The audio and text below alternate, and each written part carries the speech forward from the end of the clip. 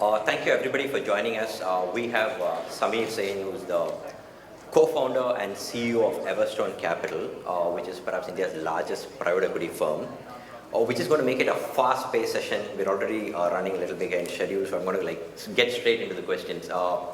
Sameer, let me start with a big picture question that's on the minds of everybody here. Is the economic slowdown in India for real, and how deep is the slowdown? I think in India there's always a disconnect between macro and micro. So if you look at the headlines, 5% GDP growth, it's not too bad.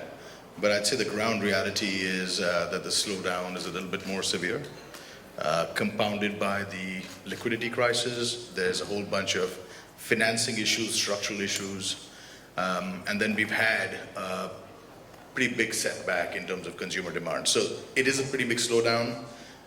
I don't think that it's as bad as the negativity and the environment and the pessimism. I think the business community feels very persecuted, so they're amplifying the negativity. But there's no doubt that there's a slowdown. Yeah, but Sameer, sitting here in Singapore, I'm sure most of the countries in this region would give anything to sort of grow at 5%, 6%. So, when you still have a country growing at 5%, 6%, why is there so much of negativity? And again, in terms of consumer spending, why has that come down so much? So, one of the most dangerous statistics in India is mean. I think it's the worst way to look at the average, because the problem in India that you have, for those of you who are mathematicians, the tails are very fat. So the average is very misleading. And I'll give you a true statistic. In urban India, there are as many obese people as malnourished, so the average Indian is okay. But that's not true.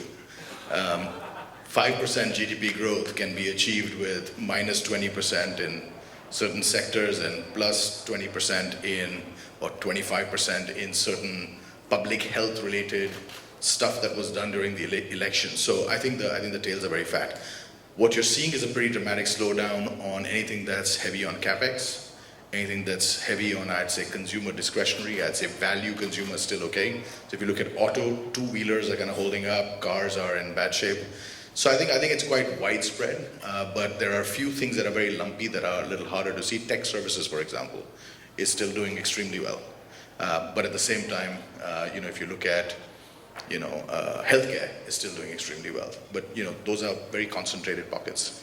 And how big is an opportunity, the slowdown for private equity firms like you? Look, it depends on what kind of a firm you are. If you're a growth capital investor, it's a tough time. If you're a buyout firm, you'd better have a lot of operating capability and ability to deal with a lot of turnaround related issues. But I always believe there's never a better time to start a new business than a tough environment, especially if you have a little bit of capital and withholding capacity. So I'm a big fan of starting new businesses because nobody in India is investing and creating any new businesses and hasn't done so in a long time. If you take out the geo capex, actually there's no capex being done in India. I'm exaggerating, but you get the point. So it really depends on what segment you play. Got it. I'll come back to that in a bit, but I just want to step back and look at Everstone as such. In 2017, we had a co-founder, Atul Kapoor, here. You were on a roll that time, and your success, Everstone was seen as a fundraising machine. But then last year, you then bought in Kiddy and Partners from UK. You did a little bit of restructuring. You sort of looked at your review process.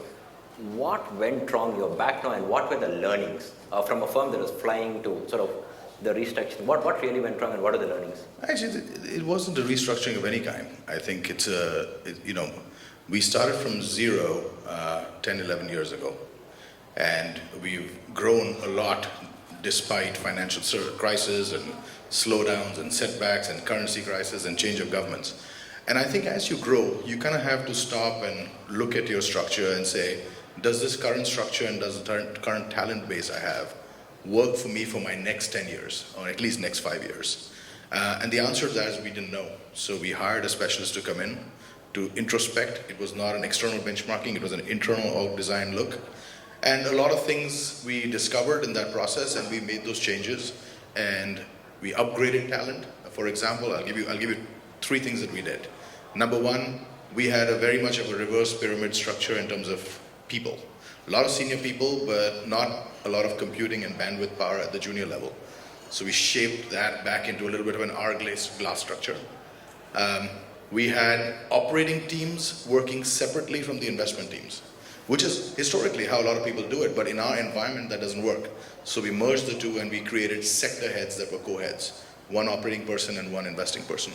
And the third thing is we realized that we can afford to now upgrade our talent. You know, I'm not a believer of people who say that you should have low turnover. I think that's an absolutely nonsensical statement. You don't have to play with the same football team that you started with in the 4th division that you are now playing in the European UEFA Cup. Nobody does that. You upgrade your talent. That doesn't mean the owners have to be upgraded. You know, so Everstone has been an incredibly stable partnership from inception. But I think we constantly look to upgrade our talent and make sure that the talent that we bring in can play the game that we want to play going forward. And how does that learning continue? Because now you're planning your 4th fund. So what are the learnings that you take into your 4th fund? 4th private equity fund. Yeah, I think, listen, you know, we started off as a minority growth investor, and we were really bad at it. In all practicality, if I look back at our Fund 1, which was then a joint venture with a business conglomerate in India, probably we shouldn't be here. But we quickly moved towards control investments, very hands-on operating investments, platforms that we create, and we stopped thinking like a private equity investor, which is sort of what we were trained to think in our previous lives, and started thinking more like a business house that invests but at the same time is a business builder. And so the skills that you acquire were different. So today we are pretty much what would we call a controlled growth firm. Almost all our investments are controlled. We run them ourselves. We create new businesses. We roll up businesses, but we like to be in control and we like to run things ourselves and run things internally, but also bring in talent when needed. But I'd say we're a little bit of control freaks on that. And the next fund will just amplify that, take it to the next level. We're also a little unusual in the sense we're not an India firm. We invest in India, Southeast Asia, front end in US, back end in Asia. I always say that we are a firm that exploits the nexus of India and Southeast Asia, wherever the business may be. Our last large investment, which is not yet announced, but will be a large tech services business in the US with its entire back end in India, and then we'll build an analytics business in India. Got it. Just sticking to what you said, you talked about how you've sort of moved to taking controlling stakes in the companies that you invest in. And then you've gone on to sort of do a lot of value add, you brought in a lot of talent, gone for a platform approach in some senses, like put companies together. Take us through that strategy, because that requires a lot of talent from your side. You need to bring in people, you need to grow the company, you need to think like, not think like private equity firms, but think like entrepreneurs in terms of growing these businesses. Just take us through that strategy.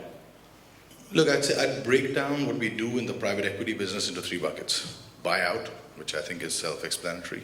But when we usually buy out a business, we transform it. Because again, we are very growth focused, sure, right? The second thing is what we call buy-in and build out. We might identify a big disruption theme in a very fragmented market. We think like a business house, we create a platform, we buy one acquisition, make one acquisition, and then under that platform, we'll roll up a bunch. Like, you know, example, we noticed that the entire pharmaceutical distribution business in India was completely fragmented. We started off with a business, small business. We've made 26 acquisitions in 3.5 years. We are by far the largest pharmaceutical distributor. We started an online pharmacy, which is the largest online pharmacy in India, on the back of a combination of, you know, bricks and mortars and technology. So that's what I call a buy-in and roll up, right? The third thing that, and by the way, the first most people do, the second few people can do. The third, which I'm going to talk about, I think we're pretty unique. We actually create new businesses from scratch.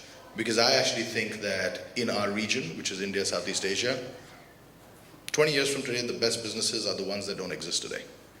And by the way, if I'd said that to you 20 years ago, you'd laugh, but do the math. I feel we are in, from a US perspective, in the late 60s, 70s, early 80s, where the best businesses have yet to be created. So, classic example, there was no Burger King in India. We negotiated the master franchise for Burger King in India. There's no supply chain of any kind in India when it comes to cold chain. No beef, no pork. We don't want to offend anybody. We created a national supply chain. We hired the CEO. We built this business, created a menu architecture, launched the first Burger King in India with 22 products that don't exist anywhere in any other Burger King in the world. Last week, we opened the 220th store. We're the third largest quick service fast food brand in the country. I think we'll be number 2 pretty soon and overtake McDonald's. And we'll at some point figure out the right strategy for this business in terms of monetization. But go from 0 employees, 0 anything, to 6,000 employees. This is not typically what a private equity firm does. This is what a business house does, and private equity comes in and buys a stake at right around this time from a minority growth perspective. So what we realized is if you have operating capability, use it, because in our region, there's very little innovation. It's all about execution. And we have a saying in Everstone that vision is good, but vision without execution is hallucination. Got it. So we're very focused on execution. Yeah, you spoke about Burger King in India. Just wanted to ask you, where are you with Dominos in Indonesia? So Dominos in Indonesia was what I'll call actually it's interesting because we bought Dominos in Indonesia and Burger King in Indonesia. Dominos in Indonesia was what we'll call a controlled growth strategy. So it was a buy-in. We bought into it. We have a fantastic partner over there, but we're the controlling shareholder. And it was a question of just getting a few things right and scaling. We've managed to do that. We bought it when it was a loss-making business. It is now a profitable business, and we're going to open another 200-300 stores. We're at about 170, 180. We also bought into Burger King in Indonesia, which was a distressed business. And we came in, it had 47 stores and a negative 8% EBITDA margin. That was 4 years ago, 3.5 years ago. We came in, fired the whole team, took over the business, shut stores. Today we are at 140, 50 stores. We have a positive 13% EBITDA margin, and so that's what I'd call a turnaround growth. So given our operating capabilities, I'd say Indonesia has worked out really well for us. Even in the past, you've talked about bringing in a professional management, like you spoke about firing the whole team, and this is an issue that you've spoke multiple times in the past. And you've also mentioned that you as a firm are not somebody who looks as a dynamic CEO or a CIO or something like that. It's all about bringing in a set of professionals. But in some industries, in some sectors, don't you think companies sort of are built by high-profile CEOs, like really dynamic at the helm, rather than a completely professional manager? How do you see the whole thing? I think it's a question of whether it's science or art. In a situation where you really have to turn around a company in a sector you know extremely well, where you have very opportunity to partner with somebody who you think is absolutely phenomenal and the best at what he does in the space, in the region, and not just because by reputation, but having worked with him on businesses together, building businesses together that we've done with Sula and others. Number two, at the end of the day, there's not much strategy here. We like to see what's being innovated because, like I said, the next 20 years, what we will see in terms of businesses, those will be the successful businesses. And when I see Deepak going and making early bets in Oyo rooms at valuations or M-Swipe, and seeing those businesses being built that didn't exist, for us, it's a huge learning that impacts our other businesses and how we think about it. The third, which is the most important element, is, after a certain stage, you can kind of do whatever you like. You don't have to explain it. So I just love Deepak. I love working with him. And so it's as simple as that. But thanks, Sameer. Thank you so much for joining us. My pleasure. Yeah, it was a pleasure talking to you. Thank you so much.